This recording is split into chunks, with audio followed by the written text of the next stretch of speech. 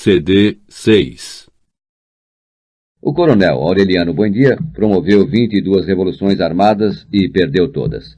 Teve 17 filhos varões de 17 mulheres diferentes, que foram exterminados um por um numa só noite, antes de que o mais velho completasse 35 anos. Escapou de 14 atentados, 73 emboscadas e um pelotão de fuzilamento. Sobreviveu a uma dose de estricnina no café que daria para matar um cavalo.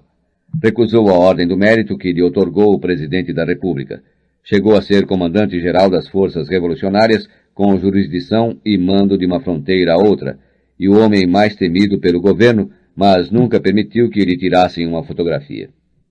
Dispensou a pensão vitalícia que lhe ofereceram depois da guerra e viveu até a velhice dos peixinhos de ouro que fabricava na sua oficina de Macondo.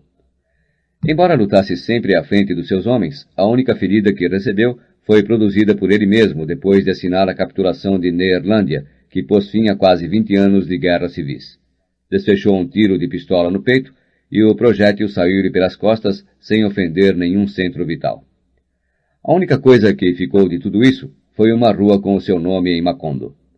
Entretanto, conforme declarou poucos anos antes de morrer de velho, nem mesmo isso ele esperava na madrugada em que partiu com seus 21 homens para se reunir às forças do general Victorio Medina. "Nós deixamos Macondo aí para você", foi tudo quanto disse a Arcádio antes de partir. "Nós o deixamos bem. Faça com que o encontremos melhor." Arcádio deu uma interpretação muito pessoal à recomendação. Inventou para si mesmo um uniforme com galões e dragonas de marechal, inspirado nas gravuras de um livro de Melquíades, e pendurou no cinto o sabre com borlas douradas do capitão fuzilado. Colocou as 2 peças de artilharia na entrada do povoado, uniformizou seus antigos alunos inflamados pelos seus pronunciamentos incendiários e deixou-os vagar armados pelas ruas para dar aos forasteiros uma impressão de invulnerabilidade. Foi uma faca de 2 gumes, porque o governo não se atreveu a atacar a praça durante 10 meses, mas quando o fez, descarregou contra ela uma força tão desproporcional que liquidou com a resistência em meia hora. Desde o primeiro dia de seu mandato, Arcádio revelou ser partidário dos decretos. Chegou a baixar até 4 por dia para ordenar e determinar o que lhe passava pela cabeça. Implantou o serviço militar obrigatório a partir dos 18 anos, declarou de utilidade pública os animais que transitavam pelas ruas depois das 6 da tarde e impôs aos homens maiores de idade a obrigação de usar uma faixa vermelha na manga. Enclausurou o padre Nicanor na casa paroquial sob a ameaça de fuzilamento e proibiu-o de dizer missa e tocar os sinos se não fosse para celebrar as vitórias liberais. Para que ninguém pusesse em dúvida a severidade dos seus propósitos, mandou que um pelotão de fuzilamento treinasse em praça pública, atirando contra um espantalho. No começo, ninguém o levou a sério. Eram, afinal de contas, os rapazes da escola brincando de gente grande. Mas, certa noite, ao entrar na taberna de Catarino, o trompetista da banda saudou Arcádio com um toque de fanfarra que provocou o riso da clientela, e Arcádio o mandou fuzilar por falta de respeito à autoridade. Aos que protestaram, pôs a pão e água, com os tornozelos no tronco que instalara no quarto da escola.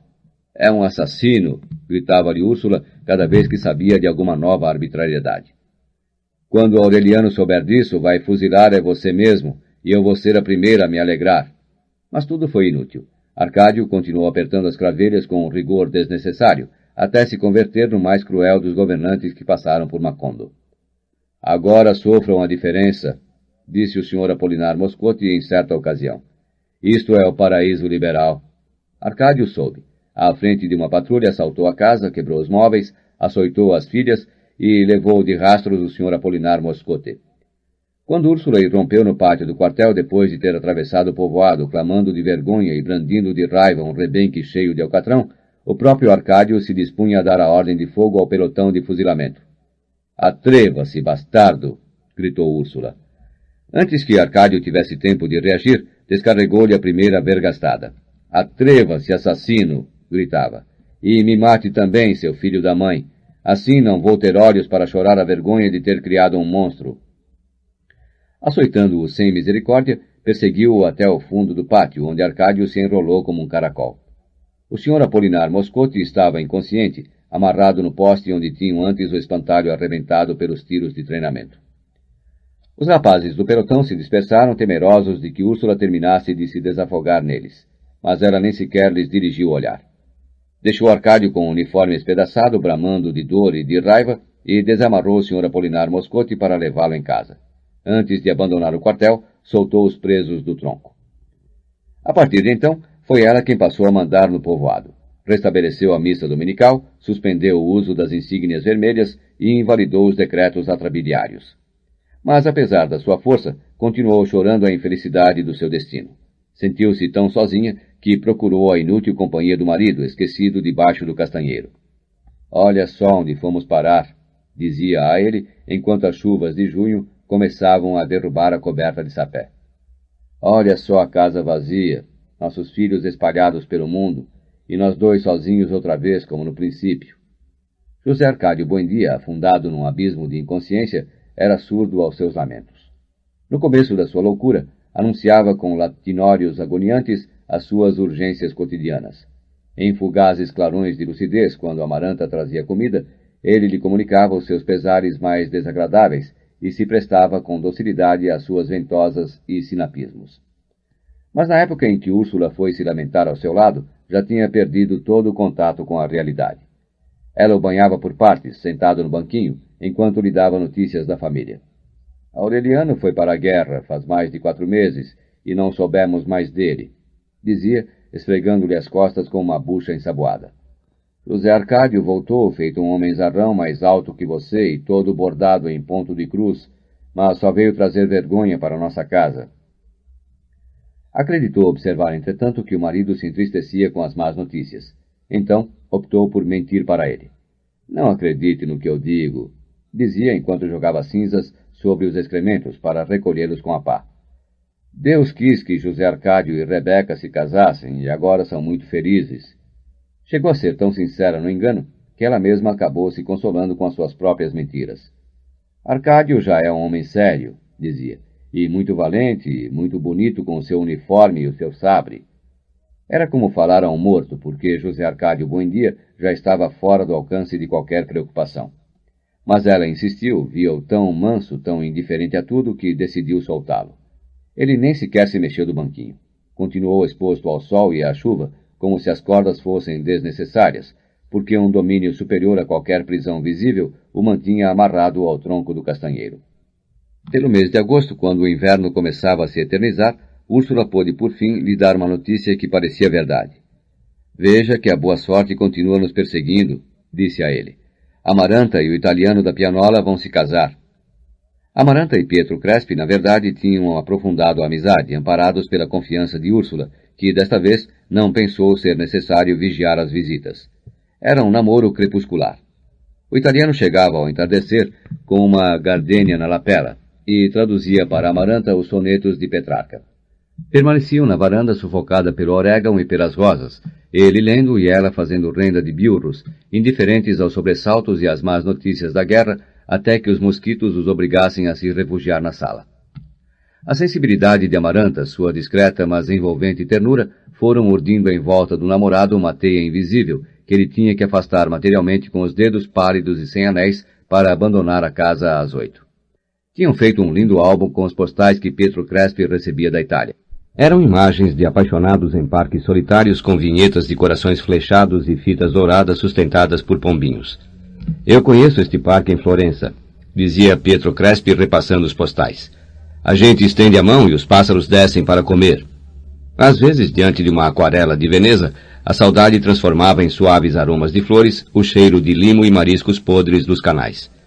Amaranta suspirava, ria, sonhava com uma segunda pátria de homens e mulheres formosos que falavam uma língua estrangeira desde crianças, com cidades antigas, de cuja passada grandeza restavam apenas os gatos entre os escombros.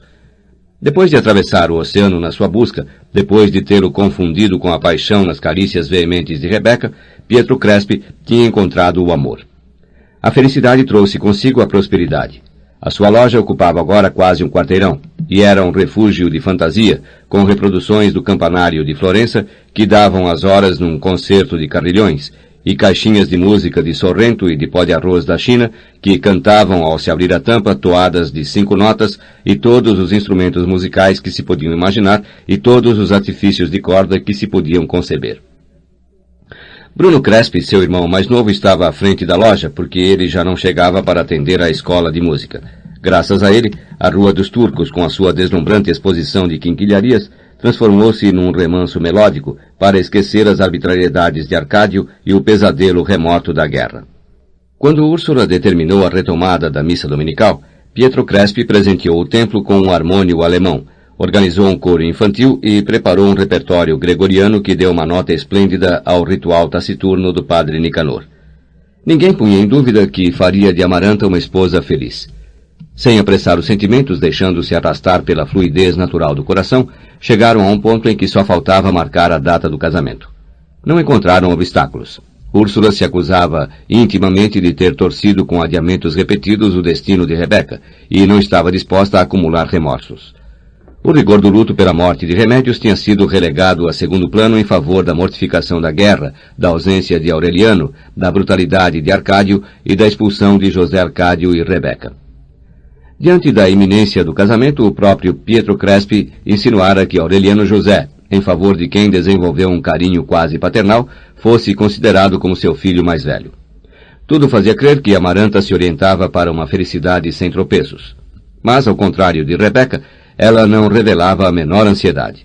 Com a mesma paciência com que sarapintava toalhas de mesa e tecia primores de passamanaria e bordava ainda pavões em ponto de cruz, esperou que Pietro Crespi não suportasse mais as urgências do coração.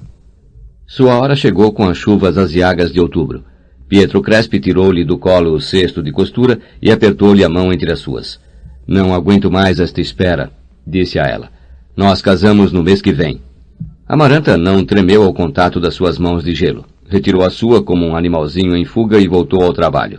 "Não seja ingênuo, Crespi", sorriu. "Nem morta eu me caso com você." Pietro Crespi perdeu o domínio de si mesmo. Chorou sem pudor, quase quebrando os dedos de desespero, mas não conseguiu comovê-la. "Não perca tempo", foi tudo quanto disse Amaranta. "Se realmente você me ama tanto, não volte a pisar nesta casa." Úrsula pensou em enlouquecer de vergonha. Pietro Crespi esgotou os recursos da súplica. Chegou a incríveis extremos de humilhação. Chorou uma tarde inteira no colo de Úrsula, que teria vendido a alma para consolá-lo. Em noites de chuva, foi visto vagando nas proximidades da casa com um guarda-chuva de seda, tentando surpreender uma luz no quarto de Amaranta. Nunca andou tão bem vestido quanto nessa época. A sua augusta cabeça de imperador atormentado adquiriu um estranho ar de grandeza. Importunou as amigas de Amaranta, as que iam bordar na varanda, para que tentassem persuadi-la. Descuidou dos negócios, passava o dia nos fundos da loja, escrevendo bilhetes desatinados que fazia chegar a Amaranta com membranas de pétalas e borboletas embalsamadas, e que ela devolvia sem abrir. Trancava-se durante horas e horas tocando cítara. Certa noite cantou. Macondo acordou numa espécie de êxtase, angelizado por uma cítara que não podia ser deste mundo e uma voz que não se podia conceber que existisse na terra tão cheia de amor. Pietro Crespi viu então a luz acesa em todas as janelas do povoado, menos na de Amaranta. A 2 de novembro, dia de Todos os Mortos, seu irmão abriu a loja e encontrou todas as luzes acesas e todas as caixas de música abertas e todos os relógios travados numa hora interminável. E no meio daquele concerto disparatado, encontrou Pietro Crespi no escritório dos fundos da loja, com os pulsos cortados à navalha e as duas mãos metidas numa bacia de benjoim. Úrsula ordenou que ele fosse velado na sua casa. O padre Nicanor se opunha aos ofícios religiosos e à sepultura no Campo Santo. Úrsula enfrentou-o. "De uma maneira que nem o senhor nem eu podemos entender, esse homem era um santo", disse. "De modo que vou enterrá-lo contra sua vontade junto à tumba de Melquíades." Fê-lo com o apoio de todo o povo em funerais magníficos. Amaranta não saiu do quarto. Ouviu de sua cama o pranto de Úrsula, os passos e murmúrios da multidão que invadiu a casa, os uivos das carpideiras, e depois um profundo silêncio cheirando a flores pisadas. Durante muito tempo continuou a sentir o aroma da lavanda de Pietro Crespi ao entardecer, mas teve forças para não sucumbir ao delírio. Úrsula abandonou-a. Nem sequer levantou os olhos para se apiedar dela na tarde em que Amaranta entrou na cozinha e pôs a mão nas brasas do fogão, até doer tanto que não sentiu mais a dor, e sim o fedor da sua própria carne chamuscada. Foi uma dose cavalar para o remorso. Durante vários dias andou pela casa com a mão metida numa caneca cheia de claras de ovo, e quando sararam as queimaduras, era como se as claras de ovo tivessem cicatrizado também as úlceras do coração. A única marca externa que lhe deixou a tragédia foi a atadura de gaze negra que pôs na mão queimada e que haveria de usar até a morte. Arcádio deu uma rara prova de generosidade ao proclamar, mediante um decreto, o luto oficial pela morte de Pietro Crespi. Úrsula interpretou o fato como a volta do cordeiro extraviado, mas se enganou. Tinha perdido Arcádio, não desde que vestiu o uniforme militar, mas desde sempre. Acreditava tê-lo criado como um filho, como criou Rebeca, sem privilégios nem discriminações. Entretanto, Arcádio era um menino solitário e assustado durante a peste da insônia, em meio à febre utilitária de Úrsula, aos delírios de José Arcádio Buendia, ao hermetismo de Aureliano, à rivalidade mortal entre Amaranta e Rebeca. Aureliano ensinou-o a ler e escrever, pensando em outra coisa, como teria feito um estranho. Presenteava-o com a sua roupa, para que Visitación a diminuísse quando já estava boa para jogar fora. Arcádio sofria com seus sapatos grandes demais, com as suas calças remendadas, com as suas nádegas de mulher. Nunca conseguiu se comunicar com ninguém melhor do que o fizera com Visitación e Cataure, na língua deles. Melquíades foi o único que na realidade se ocupou dele, que lhe fazia escutar os seus textos incompreensíveis e lhe dava instruções sobre a arte da daguerreotipia. Ninguém imaginava o quanto chorara sua morte em segredo e com que desespero tentou revivê-lo no estudo inútil dos seus papéis. A escola onde lhe prestavam atenção e o respeitavam, e depois o poder com os seus decretos peremptórios e o seu uniforme de glória, livraram-no do peso de uma antiga amargura. Uma noite na taberna de Catarino alguém se atreveu a lhe dizer: "Você não merece o sobrenome que usa." Ao contrário do que todos esperavam, Arcádio não mandou fuzilá-lo. "Com muita honra", disse. "Não sou um Buendia." Os que conheciam o segredo da sua filiação pensaram por aquela réplica que também ele estava a par, mas na realidade não o esteve nunca. Pilar Ternera, sua mãe, que lhe tinha feito ferver o sangue no gabinete de daguerreotipia, foi para ele uma obsessão tão irresistível como tinha sido primeiro para José Arcádio e depois para Aureliano. Apesar de ter perdido seus encantos e o esplendor do seu riso, ele a procurava e a encontrava no rastro do seu cheiro de fumo. Pouco antes da guerra, no meio-dia em que ela foi mais tarde que de costume buscar o seu filho mais novo na escola, Arcádio a estava esperando no quarto onde costumava fazer a cesta, e onde depois instalou o tronco. Enquanto o menino brincava no pátio, ele esperou na rede tremendo de ansiedade, sabendo que Pilar Ternera tinha que passar por ali. Chegou. Arcádio agarrou-a pelo braço e tentou metê-la na rede. Não posso, disse Pilar Ternera horrorizada. "Você não imagina como eu gostaria de te dar prazer, mas Deus é testemunha de que não posso." Arcádio agarrou-a pela cintura com a sua tremenda força hereditária e sentiu que o mundo se apagava ao contato da sua pele. "Não se faça de santa", dizia. "Afinal, todo mundo sabe que você é uma puta." Pilar se refez do nojo que lhe inspirava o seu miserável destino. "As crianças vão perceber", murmurou. "É melhor que esta noite você deixe a porta sem trancar." Arcádio esperou-a naquela noite tiritando de febre na rede. Esperou sem dormir, ouvindo os grilos alvoroçados da madrugada sem fim e o horário implacável dos socós, cada vez mais convencido de que o haviam enganado. De repente, quando a ansiedade já se havia decomposto em raiva, a porta se abriu. Poucos meses depois, diante do pelotão de fuzilamento, Arcádio haveria de reviver os passos perdidos na sala de aula, os tropeções contra os bancos e, por último, a densidade de um corpo nas trevas do quarto e as batidas do ar bombeado por um coração que não era o seu. Estendeu a mão e encontrou outra mão com 2 anéis no mesmo dedo, que estava a ponto de naufragar na escuridão. Sentiu a nervação das suas veias, o pulso do seu infortúnio, e sentiu a palma úmida com a linha da vida cortada na base do polegar pela estocada da morte. Então compreendeu que não era essa a mulher que esperava, porque não cheirava a fumo, mas a brilhantina de Florzinha, e tinha os seios inchados e cegos como mamilos de homem, e o sexo pétreo e redondo como uma noz, e a ternura caótica da inexperiência exaltada. Era virgem e tinha o nome inverossímil de Santa Sofia de la Piedad. Pilar Ternera lhe havia pago 50 pesos, a metade de suas economias de toda a vida, para que fizesse o que estava fazendo. Arcádio a vira muitas vezes atendendo na lojinha de comestíveis dos pais, e nunca tinha prestado atenção nela, porque tinha a rara virtude de não existir por completo, a não ser no momento oportuno. Mas a partir daquele dia, enroscou-se como um gato no calor da sua axila. Ela ia à escola na hora da sesta com o consentimento dos pais, a quem Pilar Terneira havia pago a outra metade das suas economias. Mais tarde, quando as tropas do governo o desalojaram do local, amavam-se entre as latas de manteiga e os sacos de milho do depósito. Na época em que Arcádio foi nomeado chefe civil e militar, tiveram uma filha. Os únicos parentes que souberam foram José Arcádio e Rebeca, com quem Arcádio mantinha então relações íntimas, baseadas não tanto no parentesco quanto na cumplicidade. José Arcádio tinha dobrado a cerviz ao jugo matrimonial. O temperamento firme de Rebeca, a voracidade do seu ventre, a sua tenaz ambição, absorveram a descomunal energia do marido, que de vagabundo e mulherengo se converteu num enorme animal de trabalho. Tinham uma casa limpa e sempre em ordem. Rebeca abria de par em par ao amanhecer, e o vento das tumbas entrava pelas janelas e saía pelas portas do quintal, e deixava as paredes caiadas e os móveis curtidos pelo salitre dos mortos. A fome de terra, o cloque-cloque dos ossos de seus pais, a impaciência do seu sangue diante da passividade de Pietro Crespi, estavam relegados ao vão da memória. O dia inteiro bordava junto à janela, alheia ao desastre da guerra, até que os potes de cerâmica começaram a vibrar no aparador e ela se levantava para esquentar a comida, muito antes de que aparecessem os esquálidos cães de caça e depois o colosso de polainas e esporas com a espingarda de 2 canos, que às vezes trazia um veado ao ombro e quase sempre uma fileira de coelhos ou de patos selvagens. Uma tarde, no princípio de seu governo, Arcádio foi visitá-los de um modo intempestivo.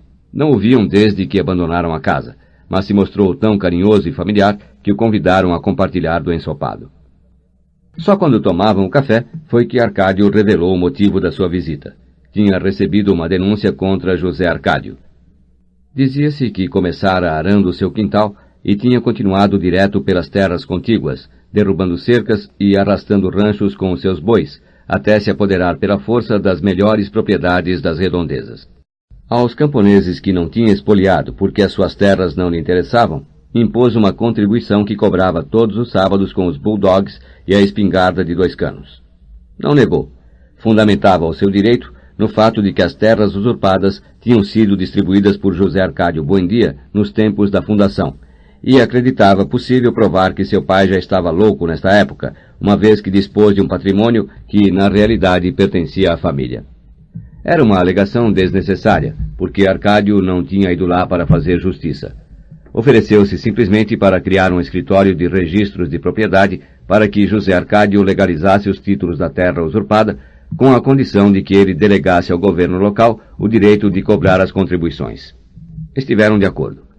Anos depois, quando o coronel Aureliano Buendia examinou os títulos de propriedades, observou que estavam registradas em nome de seu irmão todas as terras que se divisavam desde a colina do seu quintal até o horizonte, inclusive o cemitério, e que nos 11 meses do seu mandato, Arcádio tinha carregado não só com o dinheiro das contribuições, mas também com o que cobrava do povo pelo direito de enterrar os mortos na propriedade de José Arcádio. Úrsula demorou vários meses para saber o que já era de domínio público, porque as pessoas lhe ocultavam o fato, para não aumentar o seu sofrimento. Começou a suspeitar. Arcádio está construindo uma casa, confiou com fingido orgulho ao seu marido, enquanto tentava meter-lhe na boca uma colherada de xarope de flor de cuité. Entretanto, suspirou involuntariamente. Não sei porquê, mas isso me cheira mal. Mais tarde, quando soube que Arcádio não só já havia terminado a casa, como também tinha encomendado uma mobília vienense, confirmou a suspeita de que estava dispondo dos fundos públicos. Você é a vergonha da família, gritou-lhe um domingo depois da missa, quando o viu na casa nova, jogando baralho com os seus oficiais. Arcádio não prestou a mínima atenção. Só então foi que Úrsula soube que tinha uma filha de 6 meses, e que Santa Sofia de la Piedad, com quem vivia sem se casar, estava outra vez grávida. Resolveu escrever ao coronel Aureliano Buendia em qualquer lugar onde se encontrasse para pô-lo a par da situação. Mas os acontecimentos que se precipitaram naqueles dias não só impediram os seus propósitos, mas também fizeram com que se arrependesse de havê-los concebido. A guerra, que até então não tinha sido mais que uma palavra para designar uma circunstância vaga e remota, concretizou-se numa realidade dramática. No fim de fevereiro chegou a Macondo uma anciã de aspecto cinzento montada num burro carregado de vassouras. Parecia tão inofensiva que as patrulhas de vigilância deixaram-na passar sem perguntas, como mais um dos vendedores que frequentemente chegavam dos povoados do Pantanal. Foi diretamente ao quartel. Arcádio a recebeu no local onde antes esteve a sala de aula, a que então estava transformada numa espécie de acampamento de retaguarda, com redes enroladas e penduradas nas argolas e esteiras amontoadas nos cantos e fuzis e carabinas e até espingardas de caça jogados pelo chão. A anciã se endireitou numa saudação militar antes de se identificar. Sou o coronel Gregório Stevenson. Trazia más notícias. Os últimos focos da resistência liberal, conforme disse, estavam sendo exterminados. O coronel Aureliano Buendia, a quem tinha deixado batendo em retirada pelos lados de Riohacha, encarregara-o da missão de falar com Arcádio. Deveria entregar a praça sem resistência, impondo como condição que se respeitasse sob palavra de honra a vida e as propriedades dos liberais. Arcádio examinou com um olhar de consideração aquele estranho mensageiro que se poderia confundir com uma vovó fugitiva. O senhor, evidentemente, traz algum papel escrito, disse. Evidentemente, respondeu o emissário. Evidentemente que não trago. É fácil entender que, nas atuais circunstâncias, ninguém vai carregar nada de comprometedor. Enquanto falava, tirou a combinação e pôs na mesa um peixinho de ouro. Acho que isto é suficiente, disse. Arcádio comprovou que realmente era um dos peixinhos feitos pelo coronel Aureliano Buendia.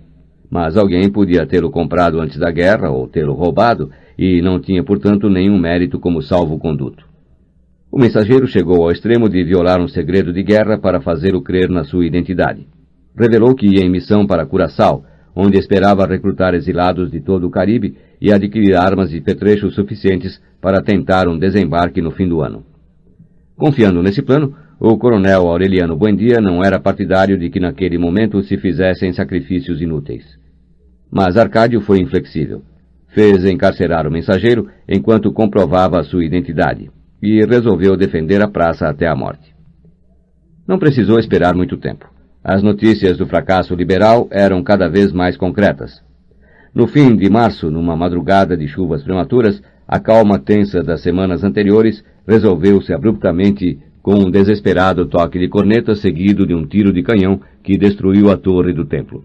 Realmente, a determinação de resistência de Arcádio era uma loucura. Não dispunha de mais de 50 homens mal armados, com uma munição máxima de 20 cartuchos cada um. Mas, entre eles, os seus antigos alunos, inflamados por proclamações altissonantes, estavam decididos a sacrificar a pele por uma causa perdida. No meio do tropel de botas, de ordens contraditórias, de tiros de canhão que faziam tremer a terra, de disparos a esmo e de toques de corneta sem sentido, o suposto coronel Stevenson conseguiu falar com Arcádio. Poupe-me a indignidade de morrer no tronco com estes trapos de mulher, disse. Se eu tenho de morrer, que seja lutando. Conseguiu convencê-lo. Arcádio ordenou que lhe entregassem uma arma com 20 cartuchos e o deixaram com 5 homens defendendo o quartel, enquanto ele ia, com o seu Estado-Maior, colocar-se à frente da resistência. Não chegou a alcançar a estrada do Pantanal. As barricadas tinham sido espedaçadas e os defensores se batiam a descoberto nas ruas, primeiro até onde lhe chegava a munição dos fuzis e depois com pistolas contra fuzis e, por último, no corpo a corpo. Diante da iminência da derrota, algumas mulheres se atiraram à rua armadas de paus e facas de cozinha. Naquela confusão, Arcádio encontrou Amaranta, que o andava procurando como uma louca de camisola, com 2 velhas pistolas de José Arcádio Buendia. Entregou seu fuzil a um oficial que tinha sido desarmado na refrega e fugiu com Amaranta por uma rua transversal para levá-la em casa. Úrsula estava na porta esperando, indiferente às descargas que tinham aberto um buraco na fachada da casa vizinha. A chuva cedia, mas as ruas estavam escorregadias e moles como sabão derretido, e as pessoas tinham que adivinhar as distâncias no escuro. Arcádio largou Amaranta com Úrsula e tentou enfrentar 2 soldados que soltaram uma descarga cega da esquina. As velhas pistolas guardadas muitos anos no armário não funcionaram. Protegendo Arcádio com o corpo, Úrsula tentou arrastá-lo até em casa. Vem, pelo amor de Deus, gritava. Chega de maluquice. Os soldados apontaram para eles. Solte esse homem, senhora, gritou um deles, ou não nos responsabilizamos. Arcádio empurrou Úrsula para dentro de casa e se entregou. Pouco depois, cessaram os disparos e começaram a repicar os sinos. A resistência tinha sido aniquilada em menos de meia hora. Nenhum só dos homens de Arcádio sobreviveu ao assalto, mas antes de morrer, levaram com eles 300 soldados. O último baluarte foi o quartel. Antes de ser atacado, o suposto coronel Gregório Stevenson pôs em liberdade os presos e ordenou aos seus homens que saíssem para brigar na rua.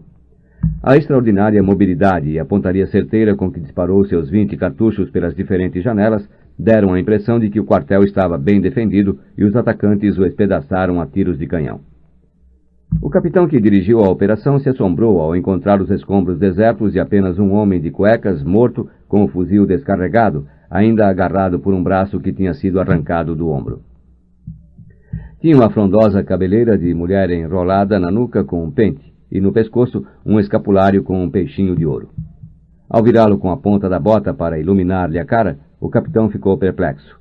"Merda!" exclamou. Outros oficiais se aproximaram. "Vejam onde veio aparecer este sujeito", disse-lhes o capitão. "É Gregório Stevenson." Ao amanhecer, depois de um conselho de guerra sumário, Arcádio foi fuzilado contra o muro do cemitério. Nas 2 últimas horas da sua vida, não conseguiu compreender por que havia desaparecido o medo que o atormentara desde a infância. Impassível, sem se preocupar sequer em demonstrar a sua recente coragem, escutou as intermináveis culpas da acusação. Pensava em Úrsula, que a essa hora devia estar debaixo do castanheiro tomando café com José Arcádio Buendia. Pensava na sua filha de 8 meses, que ainda não tinha nome, e no que ia nascer em agosto. Pensava em Santa Sofia de la Piedad, a quem na noite anterior deixara salgando um veado para o almoço de sábado, e sentiu saudade do seu cabelo caído nos ombros e das suas pestanas que pareciam artificiais. Pensava na sua gente, sem sentimentalismos, num severo ajuste de contas com a vida, começando a compreender quanto amava na realidade as pessoas que mais odiara. O presidente do Conselho de Guerra iniciou seu discurso final antes que Arcádio se desse conta de que haviam transcorrido 2 horas. Ainda que as culpas comprovadas não apresentassem méritos mais que suficientes, dizia o presidente, a temeridade irresponsável e criminosa com que o acusado empurrou seus subordinados para uma morte inútil bastaria para fazê-lo merecer a pena máxima. Na escola arrebentada, onde experimentou pela primeira vez a segurança do poder, a poucos metros do quarto onde conheceu a incerteza do amor, Arcádio achou ridículo o formalismo da morte. Realmente não se importava com a morte, sim com a vida.